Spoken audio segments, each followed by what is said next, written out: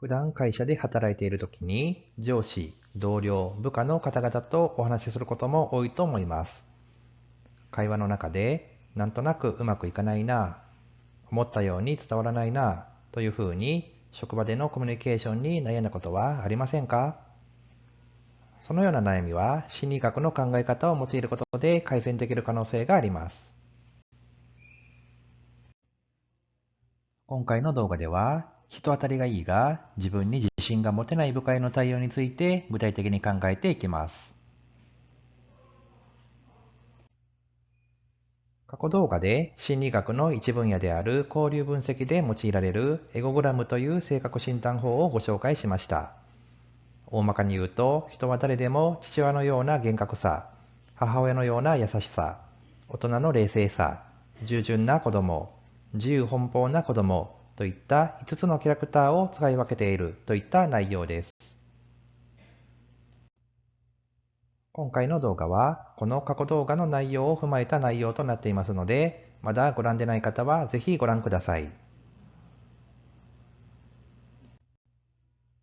なお、この動画は交流分析の考えを参考に、個人的な理解も交えながら作成しています。興味を持たれた方は、専門の書籍等もご参照いただければと思います。早速ですが、人当たりがいいが自分に自信が持てない部下との会話例を挙げます。そのような部下からは、これどうしたらいいんでしょう。迷惑じゃなきゃいいんですけど、いや、自分はまだまだなので、といったようなことを言われた人もいるかもしれません。このようなことを言われて、もっと自分に自信を持てばいいのに、と思ったことがある方もいるのではないでしょうか。このような部下の発言は、部下の中の AC、つまり従順な子供の部分から発せられます。どこに向かっているかというと、相手の NP、つまり母親のような優しさの部分に対して発しています。これ、どうしたらいいでしょうという部下の発言に対し、こうしたらいいよと手取り足取り教えてあげるとします。このような関係が続くと、こんなことまで教えなきゃいけないのと思うものまで聞いてくる可能性があります。このように、いつまでも頼られて部下が独り立ちできなくなる可能性があります。このような場合に、そんなこともできないのかよといったような厳しい言葉をかけてしまうと、部下が余計に自分に自信が持てなくなってしまう可能性があります。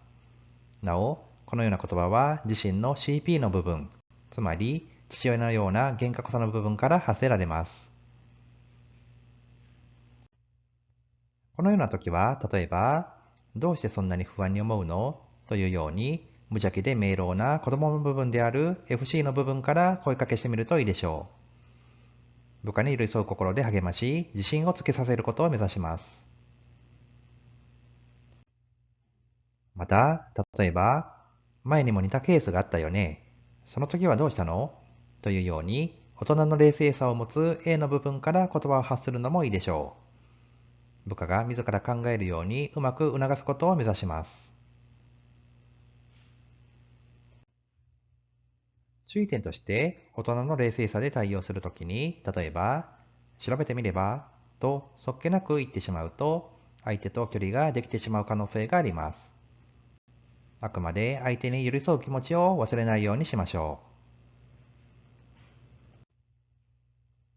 このような部下は、僕なんかができるのかなといったことを思っている可能性があります。しかし、本人の中でも具体的にどんなことが不安で何が心配なのかがはっきりしていないということもままあり、漠然とした恐怖に怯えている可能性があります。このような時には、部下に寄り添う気持ちを持って、具体的に何が不安なのか吐き出して言語化してもらうのがいいでしょう。ある程度吐き出したら気持ちがすっきりするでしょうが、それにとどまらず、その不安に対して具体的にどのような対策ができるのかを考えてもらうように促してみましょう。例えば営業部で新規の開拓に足が重い部下の話を聞いてみると、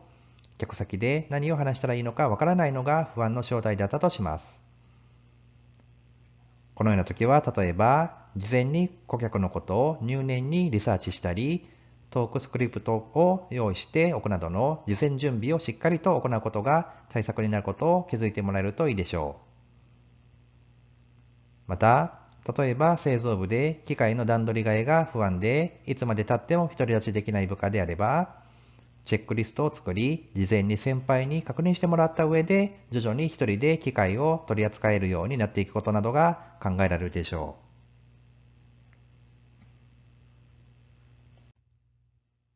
う。まとめです。この動画では、人当たりがいいが自分に自信が持てない部下の方に対する対応例を見てきました。心理学のエゴグラムの考え方を用いることで、それぞれの対話を構造的に見ることができました。具体的には、明朗な子供の部分である FC の心を使い、相手に寄り添い自信をつけさせる。または、大人の冷静さを持つ A の心を使い、自ら考えるようにうまく促すことが大事であることを見てきました。そうすると、部下も不安な気持ちが薄れて独り立ちできやすくなります。漠然とした不安を具体化する手助けを手伝ってあげ、部下が自分で自分の心を整理できるようになると、このような部下は成長していきます。周りとうまく協調しながらも自分の意見を言えるリーダーシップを身につけていきやすくなるでしょう。この動画を気に入った方はチャンネル登録をよろしくお願いします。今後も製造業に関する役立つ情報を発信していきたいと思いますので、引き続きよろしくお願いいたします。